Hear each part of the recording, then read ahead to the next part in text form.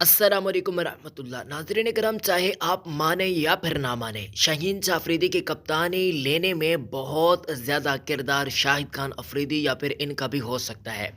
यानी कि एक अलग किस्म की साजिश भी हो सकती है और इस साजिश के अंदर काफ़ी बड़े बड़े नाम भी शामिल है, आप लोग भी जानते हैं।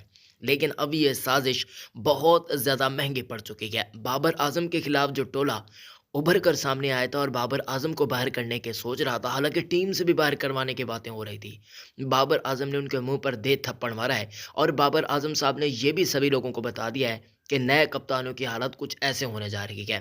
वाहिद बाबर आजम ही जब से कप्तान बने गए, टीम का कोई मोमेंटम बन रहा था। उससे पहले सरफराज अहमद, क्या शिकस्तें हुआ करती थी, खुद कप्तान की कारकर्दगी इतनी बुरी हुआ करती थी। मैं आप लोग से पूछना चाहता हूँ, नया कप्तान किसको होना चाहिए, ज़रूर कमेंट्स के अंदर बताइएगा।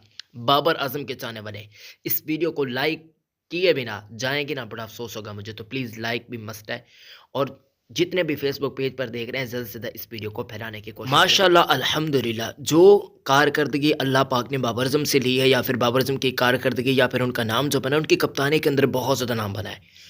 उन्होंने पाकिस्तान के साथ बहुत ज़बरदस्त किस्म का काम ये किया कि पाकिस्तान की पूरी टीम को जोड़ कर रखा। आप लोग देखेंगे कोई इख्तिलाफ़ात नहीं हुआ करते थे, कोई फड्डेबाजी नहीं हुआ करती थी, हर किसी को मालूम था।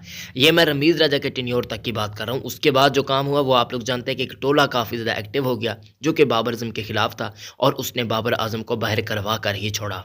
लेकिन अब शाहीन शाह अफरीदी खुद मानते हैं, उनका दिल काफ़ी ज़्यादा पशेमान भी है।